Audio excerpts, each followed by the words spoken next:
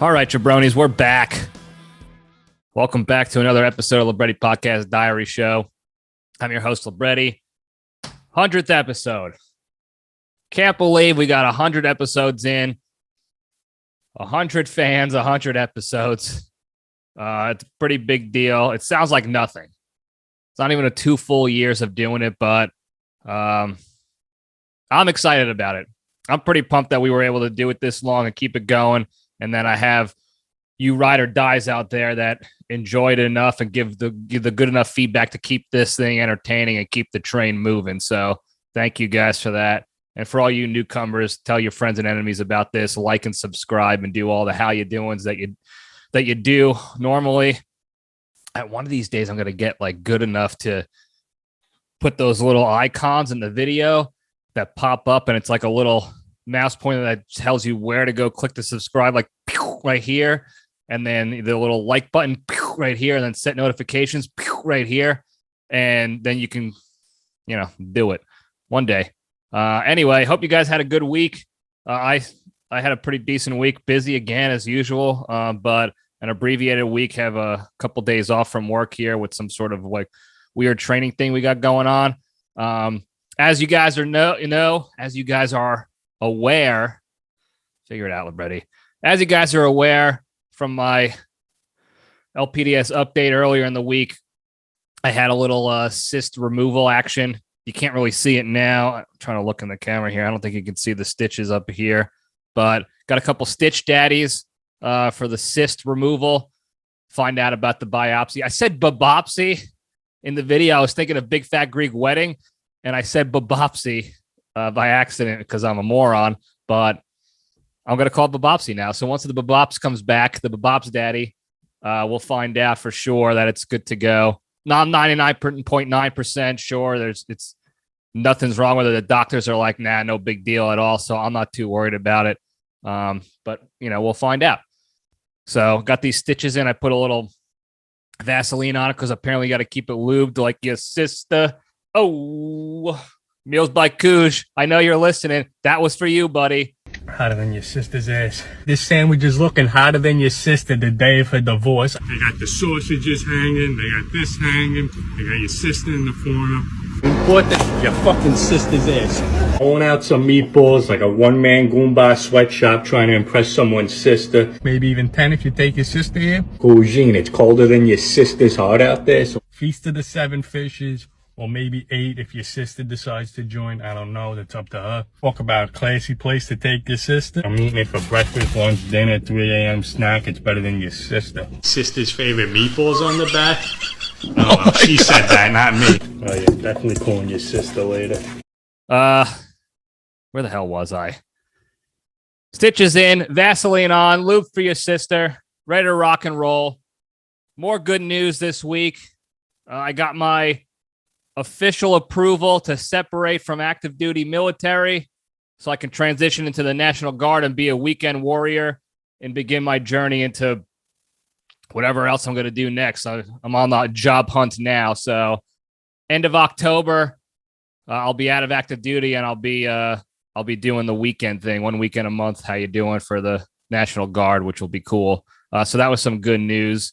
So a lot's going on. A lot of good things happen. And got some bumps removed from the head so I don't look too much like an ogre.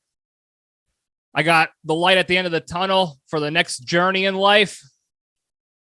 So a lot of great things. 100th episode. I mean, talk about the total package, ladies. And I'm still single. So start swiping until you find me. You won't regret it. All right. Got a lot going on today. A lot to discuss and some important things to discuss. So we might as well just get right into it and step into the cage.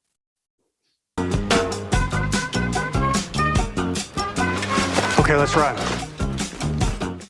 All right. Today's Into the Cage segment is proudly sponsored by Cat Blowers Anonymous.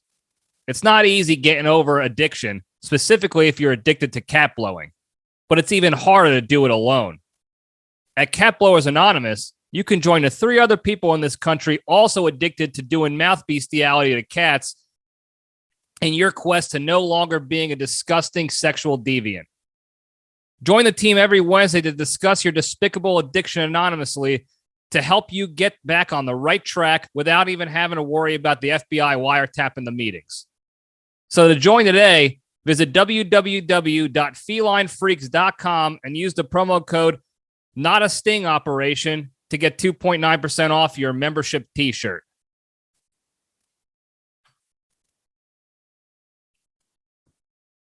Apparently, that's a problem. We learned in a previous episode that apparently that is a problem for people, and I hope they get the help they deserve, whether it's through the anonymous group or the Not Sting Operation or the FBI, how you doing, whatever it is. Get help. All right. Weird one today. Not a weird one, but a special one, I guess you could say, for the 100th. The Cage fact is actually going to be the Junction topic today. So we might as well just spin the logo up for the Junction. And I wanted to do a little bit of a special thing today. We're going to keep it Nic Cage focused, have a little fun, be silly gooses. And we got a little bit of a top 5 ranking going on here. Now, before you get your undies bunched up, getting excited that it's going to be my top 5, that is not the case. I am not quite ready to provide my top 5 favorite Nic Cage movies. I wanted to be ready, but it takes a lot of time. I got a lot of notes. I've been rewatching a lot of the movies to figure out which ones are my favorites. So that'll come soon, maybe. I don't know when, but we got 2 separate categories I wanted to discuss. And it's really I sort of broke it down to 3, honestly, just to keep things interesting. We got the top 5 most successful Nic Cage movies. And then we have the top 5 most ridiculous, cagiest Nic Cage movies, because those are completely different worlds and actually completely different ends of the spectrum when it comes to, good movies. So we'll get into it. I'm not sure how. I'll probably end up going on rants for each movie because that's what I do. I flatten my gills, and we end up being here for 2 hours at a time. Anyway, we'll get right into it. So we'll go for the top 5 best movies first. Now, I broke this down into 2 subcategories because, again, this was difficult. I did the research, okay? I did the Nic Cage recon on this, and I must have popped up 15, 20 different rankings of Nic Cage movies, and every single one of them was different. Everyone had a different criteria of what they felt was the best. Each reputable website had different scores on each. So IMDb had a different score than Metascore, had a different score from Rotten Tomatoes. So it was all over the board. There was a couple commonalities, but what I did was I broke it down. I ended up reverting back to the Rotten Tomatoes because that was the most solid list of all of them. It had, actual synopsises in there. Synopses? I don't know. Somebody who knows English better than some idiot like me, can you please help me out there? But I looked it up. Rotten Tomatoes had the most thorough, if you will, and I broke that down between the Rotten Tomatoes score, like the critics review on Tomatoes, the RT score, RTSD, and then the audience rating on Rotten Tomatoes. So I got a little bit of like what the audience felt, what the fans felt about, what they thought the best movies were based on their score. And it was pretty different, actually. Pretty interesting to say the least. So we'll get into this. And again, I this was so complicated and nuanced and unique, and you really you have to do your homework. You have to do this right. We're not just talking about any old broke dick actor that nobody cares about. We're talking about the greatest to ever do it. So you want to make sure you're putting the due diligence in to get these ratings right and to explain the nuance of the ratings and why one movie is where it is and where it's, whatever.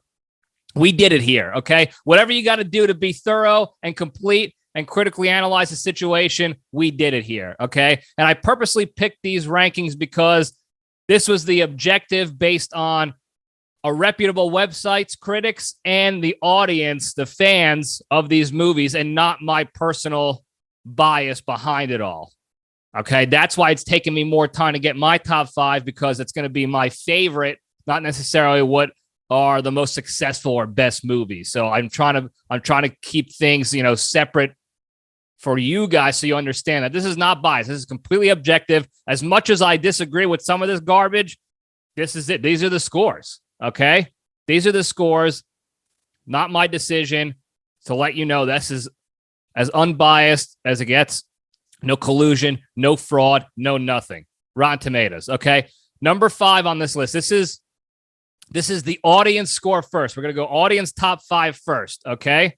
And again, I broke this down even further, so stay with me here, okay? Number 5 is Raising Arizona.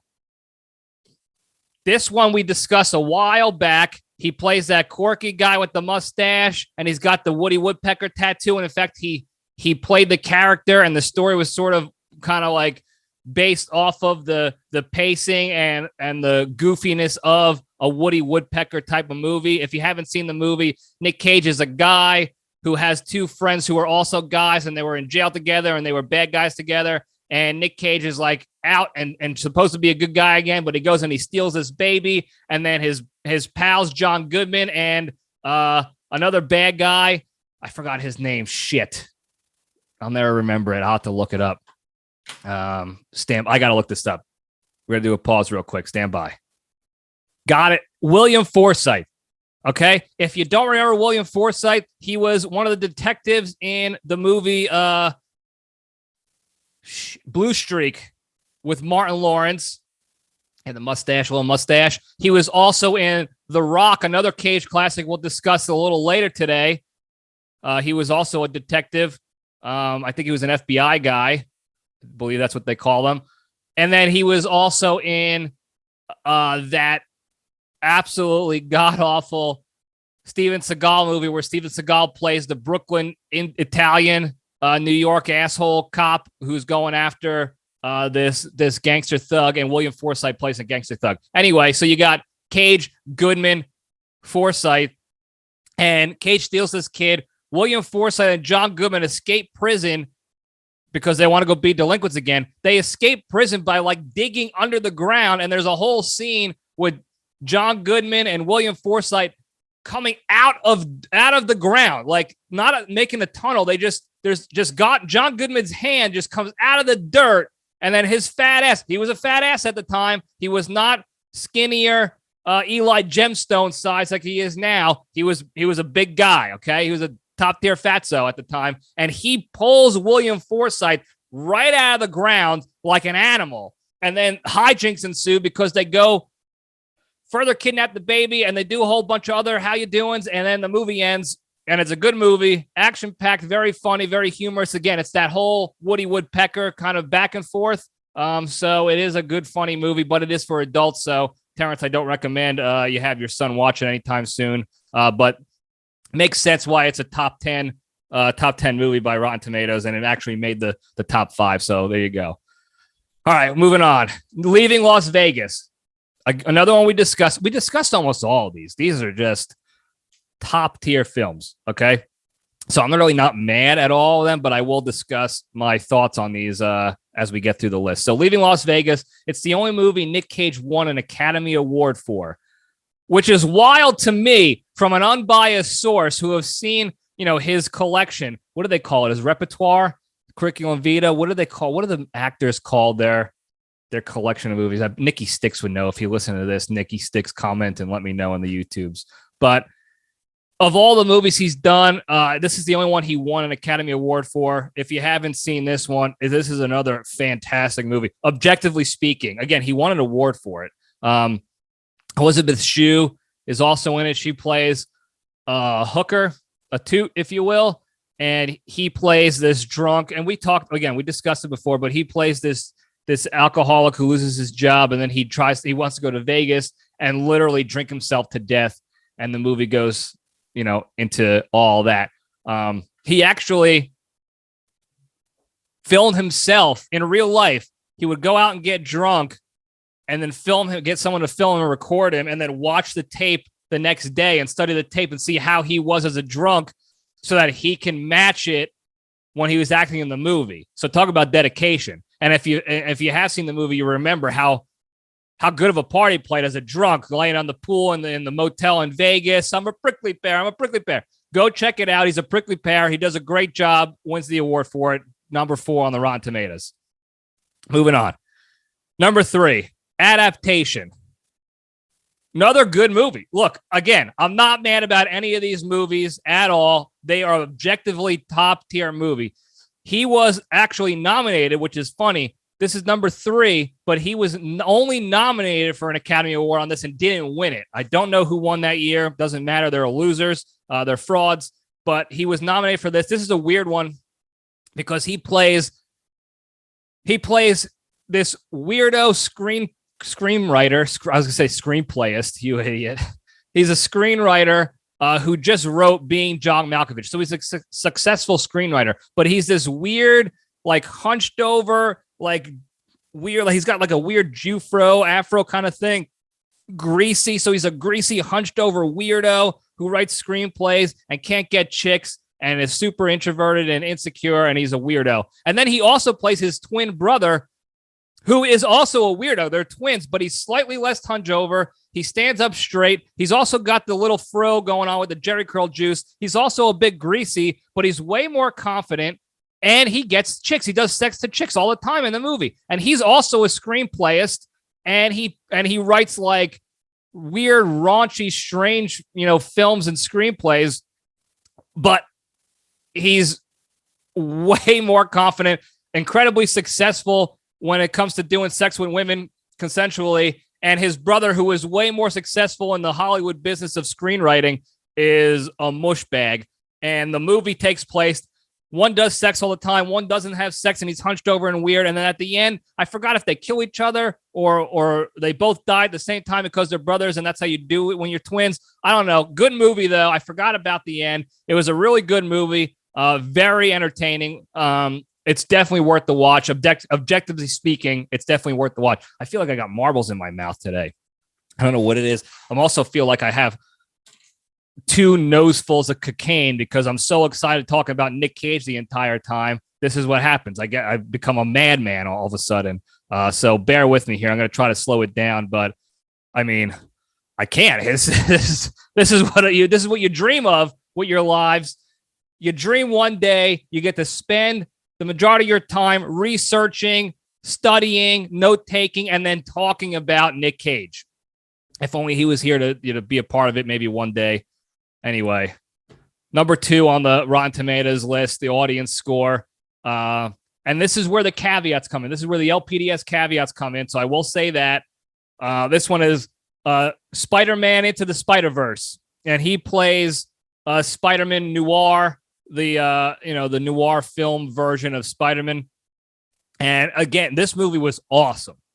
If we're talking like best Spider-Man movies, this is close to number 1. I think the most recent one with Tom Holland and Hubert Cumberbatch was pretty damn good. And Jake Gyllenhaal and the other Spider-Man were all in there too. That was a top tier Spider-Man movie. This one, I think, might be a little bit more fun and entertaining to watch. I don't know. It's tough to say because this was a CGI movie. It's not cartoon, but it's computer. It's like a Pixar, if you will.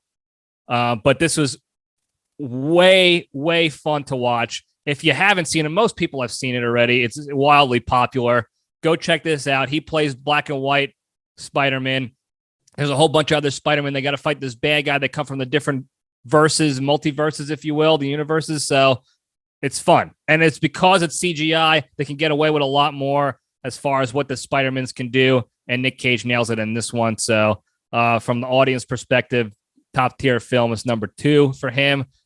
And then number 1 for the audience score, again, this is caveated, little asterisks, if you will, is the Croods. Another cartoon, computer, how you doing movie. And he plays, I thought I wrote Greg. He plays Grug, the main caveman father of the movie. Now, I've seen this one years and years ago when it first came out. It was a good movie, entertaining. But it's the more popular one on the audience score because it's a kid's cartoon. It's a family like Disney style cartoon. I don't know if Disney made it or not, but that's the reason why it was so popular. And then of course, Spidey Verse was popular because it's a Spiderman movie. It's part of the Marvel universe, and that shit is hot, still hot for over a decade now. So it makes sense. However, these are not considered really traditional Nic Cage movies where he's the star. He is a main player in them. But if we didn't tell you it was Nic Cage, most people wouldn't know that Nic Cage was the voices of these characters in these movies. So that being said, I did a little, again, further research into the Rotten Tomatoes audience score, and I made an additional top 5 audience-ranked Rotten Tomatoes movies of Nic Cage with just him as like live action, just non-cartoon movies where he does a voice where he's actually the star or he plays in the movie itself. All right. And again, so this is very similar to obviously to the first list because there's only 2 movies on the first list that were cartoons. So this sub list is number 5 is this movie called Birdie. I've never seen this movie. I did a little bit of digging on the synopsis. He plays a Vietnam vet with a bad case of PTSD, and back in the day they called it shell shock because they didn't really know what it was. They didn't know how to treat it. They're still not really there yet, but they're getting better. So you can imagine the electric content and the chaotic mess that Nic Cage is probably in this movie as Nic Cage with PTSD. I mean, that's a no-brainer. It's going to be crazy and popular, and it seemed to be a good movie, good enough to get a top 5 ranking for his live actions. So that's that. All right. Number 4 is The Rock, which is surprising that it was not higher up. There was a couple movies that were not higher up. I'll get into those in a second. But The Rock got number 4. Now, again, William Forsythe was also in The Rock, was a little mustache. He also played, again, a detective, an FBI guy with Nic Cage. Now, in the movie, Nic Cage is an FBI like nerd. He's a pocket protector, scientist, engineer type guy who does chemical engineering things, I think. And it gets called in to help defuse these highly dangerous and deadly, like, what the hell kind of VX gas missiles that were stolen by Ed Harris's character and his team of super weirdo ex-Marine types who were wearing their own uniform. They made their own uniform and formed their own militia. And the uniforms didn't really match. They weren't camouflage. They were like these silver and black and graphite kind of colors. So I guess if they were trying to blend in with like a cityscape, like an urban environment, maybe. But in Alcatraz and The Rock, I don't know what are you wearing a uniform for? It didn't make sense to me. And they're all wearing weird berets, and they looked like a bunch of weirdo like painters and stuff. I don't know. That's probably why they lost. But The Rock, that's the premise of it. Ed Harris steals this stuff and takes Alcatraz hostage because his men in war were not taken care of after, the families weren't taken care of after they died. And he's got a bone picked with the government. So he's going to go and threaten to kill a bunch of people and take other people hostage. So they hire Nic Cage to go take care of the missiles and the VX gas, and they hire Sean Connery, who is an if we're talking theories, movie conspiracy theories, there is a theory out there, and I believe we discussed it previously. I don't remember off the top of my head, though, for sure. But there's a theory out there that Sean Connery plays James Bond just years later. Like they finally caught James Bond, and they had to secretly hold him captive because they can't tell anyone they caught James Bond. And then they put him in Alcatraz, and then he escapes, and they catch him again and put him in this other prison that he can't escape from. And then they call him back to hire him to help get them sneak into Alcatraz the way he snuck out, so that they can go and save the day and do their stuff. So that's the premise of the movie. Think about that. Okay. James Bond and Stan Goodspeed have to go save an abandoned prison from weirdo painting Marines that are trying to blow everybody up. Okay. And you got, I just want to find your freaking rockets. You are the Rocket Man. Carl was the prom queen. All this stuff. Goodspeed, Godspeed. The movie is wild. Womack. All of it. A great movie, super entertaining. I named my first dog after Stanley Goodspeed. Okay? That's how good that movie was. All right? So it should definitely be up there in the top 5, and I'm glad that for the real movies that made the list and didn't miss the cut this time. All right, and then the top 3 we just talked about. Raising Arizona got bumped up to 3, obviously. Leaving Las Vegas is at 2, and then Adaptation at 1, which again seems surprising because most people I know have not seen that movie yet, but it was wildly popular, and he played both characters and was nominated for an Academy Award for, I think it was like Best Supporting Actor because like the twin was a supporting actor. It's again, great movie. You should go check that out. Now, surprising movies that did not make the list. I'm not going to get into all of them because, again, this is where my bias sort of kicks in, and I want them all to be top 5. Obviously, that's not a possibility, but Face Off was number 11 on the list of audience popularity. I think you guys know how I feel about Face Off. Wild movie. That's a top. That might be a top 5 for me. I don't know for sure, but I mean, I can't believe that didn't make the list. It wasn't even close. It didn't even make the top 10. And none of these made the top 10. None of these other ones. Gone in 60 Seconds, number 18 on the list. Didn't even crack the top 15. That's wild to me. National Treasure was number 20. That was also wild to me because that's a Disney movie. So you're usually going to get more than just the Cage fanatics. You're going to get the Disney kids in there as well. And it was a good movie. I'm going to steal the Declaration of Independence. Who else would say that and you look at them and be like, I believe you? Nobody else could pull that off but him. Nobody. Okay? And I'll bet my paycheck on it. And then Con Air was number 21, right below National Treasure. Another one that wildly entertaining, very popular at the time, but apparently not popular enough. I don't understand that either. That was a loaded cast. John Malkovich, Bubba from Bubba Gump Shrimp, comedian type, Dave Chappelle, Danny Trejo, Diamond Dog. I forgot his real name, but the guy who took the bunny, put the bunny back in the box. Nailed it. Incredibly successful movie, but not successful enough to make the list. So those are the 2 top 5s from the audience score on Rotten Tomatoes. Now, they were all very similar to the other list I saw. There was a couple others that made some other lists, like his independent films, Mandy and Pig, were both super highly rated and on the top of a lot of lists. And again, we've talked about Pig and Mandy before. Objectively speaking, very good movies. Mandy is way more Nic Cagey than Pig is. Pig is a completely different scenario altogether. Definitely worth the watch on that one. But those were some of the other ones that sort of were flirting with the top 5, but didn't really quite make it there. All right, moving on to this is the Tomatoes, the Rotten Tomatoes critic score, like the tomato score, not the audience score. This is what Tomatoes is saying is gospel, and we're going to talk about it. Now,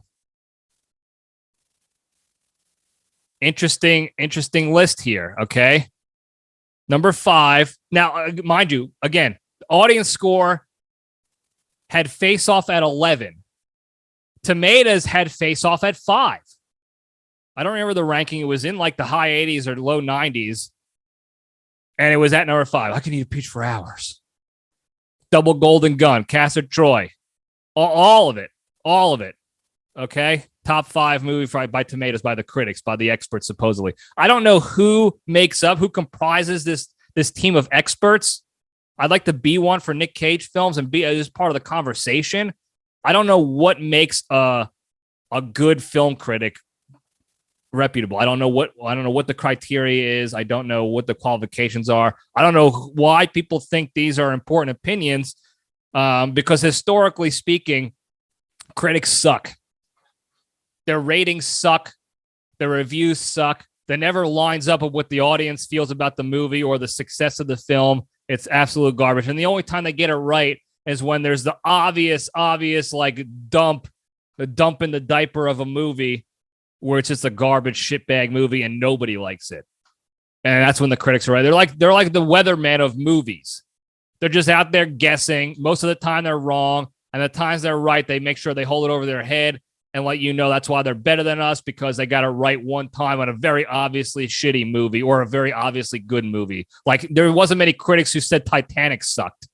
So thanks for your services. That's why I like the audience top 5 ranking more so usually than this one, because it's different. Some of these are different. So Face Off made it number 5. Not mad about that. Moonstruck was number 4. Moonstruck was also a good movie. Kind of surprised I didn't make the audience top 5, but I think because it was older, it was a little bit slower, a different style of movie. It wasn't a standard Cage action film or a cartoon. How you doing? But this one had Nic Cage in it. Obviously, he was a co-star. He was a supporting actor. I believe he got nominated for this one too as well.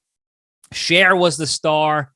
Cher, I could turn back down. So she was wildly popular. She still is. Super A-lister as far as entertainers go. But Nic Cage plays like a butcher. He's got a wood hand. He does. He must have done butchering to himself and cut his hand off. Or I forgot exactly what happened that he lost his hands, but he's got a wood hand. He was the wood hand before Chubbs Peterson was the wood hand. Okay? Most people know Chubbs from Happy Gilmore as the wood hand. Damn alligator, bit my hand off. But Nic Cage set the stage ahead of his time when it comes to being a successful man with a wood hand. Still getting it done. Slapping ass. High-fiving. Doing the do, butching, whatever you got to do. And then, of course, Cher was a total smoke show in that movie. And then she slaps him up and she gives that famous line, snap out of it, Moonstruck. Oh, they go to the opera. He wears a tuxedo. And then he goes back to butching with his wood hand and his apron and his greasy hair. It's a really good movie. I'm glad it made a top 5 list because it is a top tier film. And the critics, again, this was an easy one to rate for the critics, so I'm not giving them much credit there. All right, number 3 on the Tomatoes list, Pig. We just talked about it. Different kind of style movie altogether. It was one of his highest rated ever. In fact, it was his high. It's still currently his highest rated Tomatoes movie. That it's a live action. I take that back. It's not. It's like his second highest. It is number 2. Okay, I'll get into that in a second. So, second highest live action star of the movie kind of film is Pig. I've exhaustively talked about how good I thought Pig was and how everyone should see and how it's a completely different realm of Cage's expertise and his abilities. So, I really highly recommend go checking that out. All right, number 2 on this list, Spider-Man Into the Spidey Verse. Again, super popular. Unbelievably popular amongst other audiences besides Nic Cage audiences because it was a cartoon. It's a Marvel movie. It's in the universe. So it makes sense why it was so highly rated by both the audience and the critics. However, you know how I feel about the cartoon movies should kind of be left out. And I'll probably do that in my own list in the future because they're a different kind of genre altogether. But Spidey Verse made number 2. And then number 1 is a movie I have not seen yet. It's called Red Rock West, RRWD, Red Rock West Daddy. Okay, and the premise of this is, I guess, Nic Cage stumbles into this bar and is mistaken for a hitman. So these bitches started to come after him, thinking that he's the hitman. They gotta try to stop. Meanwhile, in the middle of the whole thing, the real hitman mixes into the party, and then they gotta go do whatever they got to do to figure the whole shit out. And I have not seen it yet. I need to see it. I don't exactly know. I didn't look too much into it to find out exactly why it was so highly rated. Again, this was a Rotten Tomatoes critic rating. Okay. This movie did not show up in any audience list I saw. It wasn't in the IMDb fans favorites or reviews. It wasn't on any other fan or audience created list of top Nic Cage movies. Wasn't even close. The only thing it got close to were other critics when they put their list out. Sometimes it cracked the top 5. Most of the time it was actually top 10, which is, again, surprising, but I guess you got to see it and we'll figure it out. I'll probably go acquire from Blockbuster and then watch it. I'll let you guys know exactly how it is. Maybe there'll be a couple Cage facts out of it. I'm sure there will be. So I'll keep you posted on that. But that is the Rotten Tomatoes top 5 critics score. Face Off, Moonstruck, Pig, Spiderman, Red Rock West, Daddy. And there you have it. Now, again, these were objective lists, as objective as you can get. And when I say that, I mean that there was zero Libretti influence in these lists. The only influence I had at all on these lists is the second one, where I removed the 2 cartoon movies and I just took the 2, number 6 and number 7, from the Tomatoes audience list and bumped them up to 5 and 4. That was it. I had to do math in my head real quick. Like, what is that? What is before 5 and 7? So that's all I did. Everything else was created for me. I had no influence whatsoever into those lists. So there is no funny business, no malarkey, no shenanigans going on in those. Those are the top 5, objectively speaking, best, most successful Nic Cage movies of all time. Again, Face Off, Gone in 60, National Treasure, Con Air. Those also, weren't on the list for some of them. And I'll have my opinions in the future on that. Anyway, we're going to move on to the third and final list, which is probably the most fun list.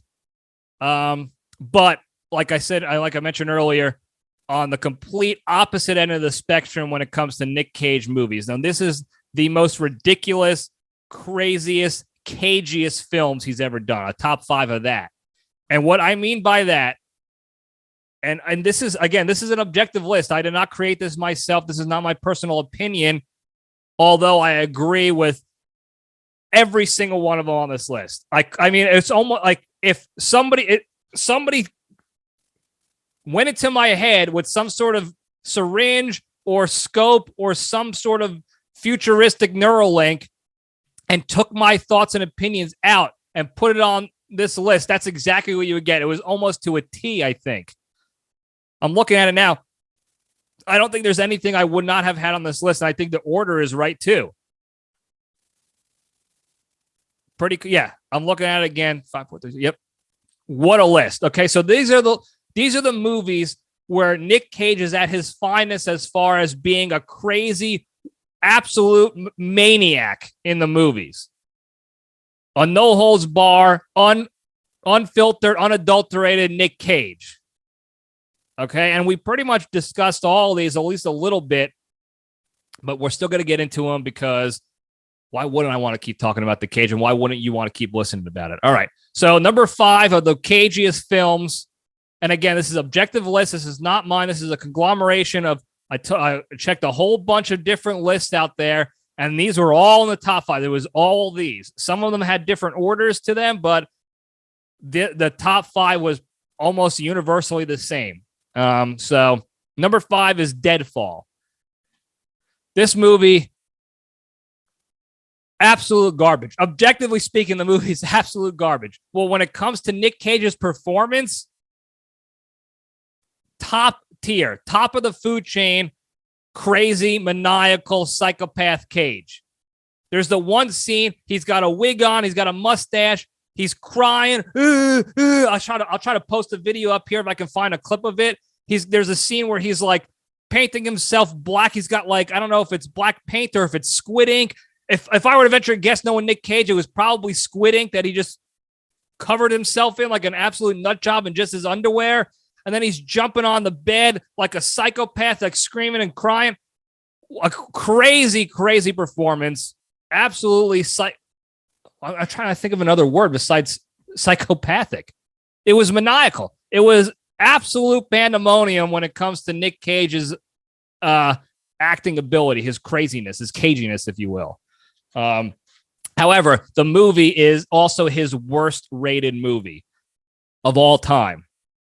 On the Tomatoes, on IMDb, audiences think so. Everybody, objectively speaking, it's his worst ever movie. And that's a reason enough to go check it out. Imagine getting to witness the worst performance, the worst movie of Nic Cage's history. I keep forgetting that damn word. Repertoire. That's not the word I'm thinking of, though. God damn it, Libretti. Anyway, you got to go check that out. If you think his other movies were crazy, you got to check out Deadfall. He plays the guy's name. He plays as Eddie something. Eddie Ballbag. I don't know. But go check it out. All right, number 4. Again, I agree with this. Face Off. If you don't agree with it, go back to the Nic Cage or the Face Off review episode I did from months ago, back when I was in the trenches of warfare. Man, this is almost a year ago, probably, that I did that one. And go check that review out. From top to bottom, wild film. And I think I said it then too. So as far as performance goes, again, definitely cagey, definitely ridiculous, but still entertaining and still wildly popular. You can't not like Face Off. You can't not like it. If somebody said to me they did not like the movie Face Off and they've seen it before, dead to me. Dead to me. I will talk to you, but you will be an acquaintance at most, at best, if I have to work with you or something like that. But if we were married and you said that, divorce, gone. The only person that could probably get away with saying that, and I'll probably simp, is Marissa Tomei. Maybe. Even then, I'd be very angry. I'd definitely hold back on doing sex for her for at least a couple of minutes, because that would make me very angry and very disappointed. But Face Off, top tier movie. I can eat a peach for hours. One of the best lines of all time. I can eat a peach for hours. I still say that in real life. If I'm at the grocery store, if anyone says the word peach, I immediately come in hot with, I could eat a peach for hours. And I don't care that nobody gets it. I don't care if they think I'm a weirdo or not. I'm still saying it. I'm going to still send it. So that's that. Number 4, Face Off. Number 3, talked about this before. A lot of people don't like this movie. It's The Wicker Man. And objectively speaking, stepping back from the bias, it's a garbage movie. Okay? It's a garbage recreation of a movie that was decent at best back in the, I don't know when the original was, 70s maybe? 60s, 70s? I don't know when the original one was made. But this one was absolutely terrible. It's the Not the Bees movie. Not the bees, not the bees. I used to do it for the end of the Cage segment where he's got the cage on his head and he's got the bees in his face, and then they set him on fire and kill him. But it's for a pure entertainment standpoint of watching Nic Cage be Nic Cage. Highly recommend going to check it out and enjoying that portion of it. Just know the movie storyline sucks. The other acting sucks. But Nic Cage is pure entertainment. The bees, the getting lit on fire. At one point, he dresses up in a bear suit, like a full bear disguise, and he just goes around this island beating the shit out of women, punch him in the face, kick him in the nutsacks, everything. Just beating the shit out as a bear. Because he's a bear, he could do it. If he was a guy, can't get away with that, but he's a grizzly bear, and he could do it. And he sure did do it. So go check that one out as well. Number 3, The Wicker Man. All right, number 2. I have been talking about this movie for years. Okay? The first time I saw this movie I was still a little late in the game from when it came out. I saw it in 2011, and I haven't stopped talking about it since. This was also up there in like the top 20, top 15 in some of these lists for best Cage movies, most successful, most popular Cage movies, which is a little wild to me, but also not so wild from a slightly less biased standpoint, because it's a wildly entertaining movie. And this is Bad Lieutenant, Port of Call. I've been talking about it for years. It's one of his finest, craziest movies of all time. And it's arguably his best. You can make the argument that it is his most cagey, ridiculous, psychopathic movie he's ever done. And there's really no other way to describe it, and I can't really do it justice. You just have to go watch it. I can't explain it. The storyline is bonkers. The acting is bonkers. The plot is bonkers. Everything about it. I'm getting verklempt over here. I got to take a sip of water real quick. It's one of the most wild, electric movies I've ever seen.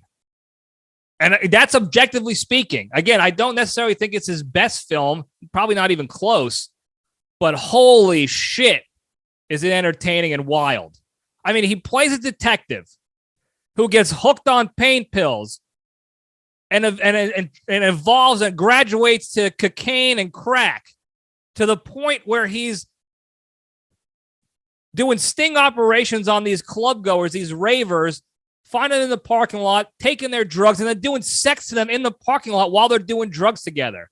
Then he goes undercover to go tackle an exhibit, exhibit from Pimp Your Ride. We're going to pimp your ride, fool, or whatever he says. He goes, he's the drug lord, and Nic Cage goes undercover as sort of like a double agent and tells Exhibit that, yeah, I'm gonna hook you up. I'm a cop. I'll make sure you get off and everything, and you can still sell your drugs as long as you give me some drugs too, and we'll be good to go. And he doesn't even tell his partner, Fat Val Kilmer, Fat Batman. Just doesn't tell him whatsoever. He just goes and does this double cross kind of thing, undercover operation. And the whole time he's stealing drugs, he's doing sex, taking more drugs, killing bitches, telling Exhibit to shoot dead guys more than once because their souls are still dancing. There's lizard hallucinations. There's spirits dancing. Eva Mendes is a toot who gets sexed on by Nic Cage, their boyfriend and girlfriend, and she does cocaine and she does sex with Nic Cage. And then at the end of the movie, Nic Cage double crosses Exhibit, gets him arrested, and gets an award for it and gets a promotion.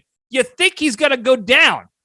You think he's going to get busted for all of it, but he doesn't. He walks off into the sunset with a promotion to captain, a couple of medals, and Eva Mendes, the toot daddy, sucking him off and snorting cocaine off of his shaft. Wild movie. It is one of the most wild movies I've ever seen. And I've been saying it for years, and I'll continue to say it. You just have to go see it. Listen to that story plot I just said. That's the plot. Who thinks of that shit? That's not even a real story. That's just a bunch of malarkey that they just threw into one, and they gave it to the great one to take the reins on and said, "Listen, nobody else is going to be able to pull this shit off." Even the original movie, Bad Lieutenant with Harvey Keitel, was not even close to as wild. It was more dark and sinister and made more sense. But this one was, from start to finish, absolute pandemonium. There's no other way to put it. So go check that one out. I couldn't agree more that it's a top 5. And again, arguably his number 1.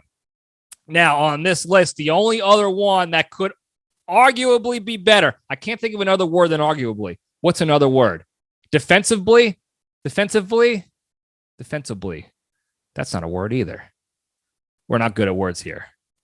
Not good at words. Need Webster's Dictionary.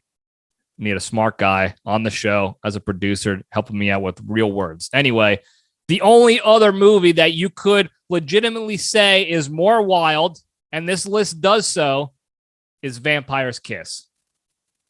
And again, I'm not even mad about it that it's ahead of Bad Lieutenant because, as we discussed previously, that movie is chaos. Okay? We got this rich ad man or whatever he is, some big time New York money man. I don't know if he's a money guy. I forgot what the hell he is. But he does this weird accent, which he thinks is some sort of like the accent that the rich high society types in New York had at the time. It's not even close. It's very strange. Who he thinks he got bit by a vampire. It was really just some hooker that he was probably high and drunk, and then they did sex, and then she bit him. He thinks she bit him, and he thinks he turned into a vampire. And the rest of the movie is this rich weirdo dude in New York thinking he's turning into a vampire. He's turning into a fake vampire. He even buys the fake joke toy vampire teeth to wear around. And there's the one scene in the movie where he's walking around the club. He's at this dance club in his work suit, and he's puts the teeth in, and he's walking around like Nosferatu, where he's up like this. I don't know if you can hear me right now, but he's up like this. If you see me in YouTube land, and he's creeping up on somebody like the old school Nosferatu vampire did. And then he takes her to the back. They start making out. I think he does a couple of butt grabs, and then he bites her like he's a vampire and ends up killing her because he thinks he's sucking her blood and turning her to a vampire, but really he just killed this bitch. And then he terrorizes his secretary throughout the whole movie to the point where her brother ends up going to Nic Cage's high-rise condo. He opens the door and it's in shambles. In fact, Nic Cage created a coffin out of his couch. He flipped the couch over on the other side and he opens it and then goes underneath it. So if you imagine the couch, it's a 90-degree angle. Now imagine it flipped down. So it's like this. So it's down and then he tilts it up if you're looking on YouTube land. And he even made it so it creaked open like a coffin door, and he would sleep underneath it like a psycho thinking he was a vampire, but he wasn't. He was just a nut job. That's the movie. And at the end, he dies. That's the movie. There's no other movie like it besides maybe Bad Lieutenant. Those two interchangeable, probably top one, top two of the craziest Nic Cage movies of all time. And this is just a top five. Okay, there are endless Nic Cage movies where he has these wild scenes. It's almost every movie he's in, he has at least one Nic Cage-esque scene. But these movies, it was the entire one where he's just in his element. There's no better way to say that, in his element. If there was ever a time where someone was more in their element, it's right here. There's no other time. That's it. These movies right there. Absolutely incredible films for the entertainment standpoint because of the Nic Caginess, not because they're good movies, some of them. Although Vampire's Kiss was very popular, obviously Face Off is a top tier movie. And Bad Lieutenant also was surprisingly higher up on the rankings. But for the Cagiest, those take the cake. There's no doubt about it. There's no other movies that will even sniff the top five, in my opinion, I don't think. I'm trying to think off the top of my head. Nothing comes to mind besides these five. What I tried to do is I tried to step back a little bit before I looked at these lists and create my own. What I thought the top five would be objectively, like to remove my opinion from it. And I was decently close with the top five best movies, but this list was, again, home run. There was no doubt about it. These were the five. It was easy. As soon as I thought, like, what are the five craziest, most ridiculous, cagiest movies? Boom. Face Off, Deadfall, Bad Lieutenant, Wicker Man, Vampire's Kiss. Not in that order, obviously, but I just threw them down on the sheet, and that's what they ended up being. So highly recommend going and watch those movies just for the laugh of it all, just for the fun of it. And you can ask anybody I know who has watched those movies, and they'll tell you the same thing. A, the movies objectively sucked for the most part, except for maybe Face Off. And B, wildly entertaining. Just electric content out there by the great one. And I think that's all we got for the Junction today, folks. 100th episode down in the books, in the history books. So there you go. I'm eventually going to have my top five favorites.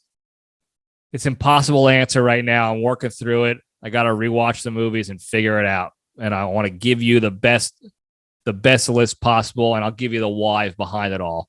And maybe I'll probably go into more rants like I did. I don't know how long have we been going here? Hours, it feels like. I could talk about Cage all day long. But we're not going to. We're going to cut it here. We'll get another top five out there. But I think this is a pretty successful 100th episode. But before we go, two important things, okay? Not just one, two. Big announcement. And I waited till the end to discuss this because I wanted you guys to really be enthralled and honed in on the Cage lists and not this big announcement. But finally, after 2 years of talking about it, the LPDS has merchandise. Okay?